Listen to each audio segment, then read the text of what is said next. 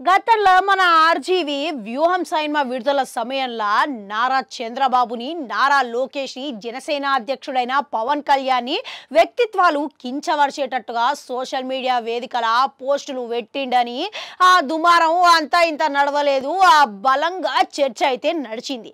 అయితే ఇదే సమయంలో మన మద్దెలపాడు ప్రధాన కార్యదర్శి మండల రామలింగం పోలీసులకు ఫిర్యాదు చేసిండంట. ఇట్లా కించవరిచేటట్టుగా పోస్టులు పెట్టిండు అని ఫిర్యాదులు చేయడం జరిగిందంట.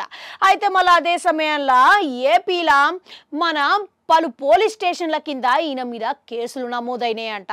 ఇందులో భాగంగానే మద్దెలపాడు మండలంలో గిట్లా ఈయన మీద కేసులు నమోదైందంట.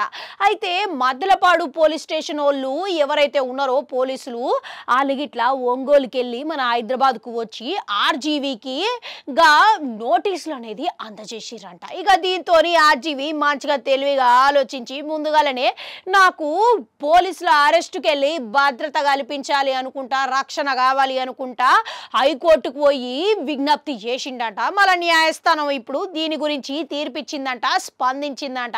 న్యాయస్థానం ఏమంటున్నదంటే నీకు ముందస్తు అరెస్టు ఆందోళన ఉంటే గిట్లా ఇక బెయిల్ ముందుగానే వేసుకోవాలి పిటిషను అనేది స్పష్టం చేసిందంట. అంతేకాదు మరోపక్క ఆర్జీవీ కోర్టు విచారణకు కానీ పోలీసుల విచారణకు కానీ ఇంకొంత సమయం ఇవ్వాలి అని విజ్ఞప్తి చేసిండంట.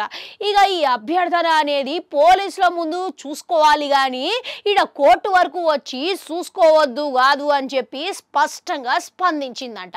అవు మళ్ళా నిజంగానే అప్పట్లో చేసిన వ్యాఖ్యలు అంతా దుమారాన్ని రేపేటట్టుగా అలా వ్యక్తిత్వాన్ని కించవరిచేటట్టుగా ఉన్నాయంటారా?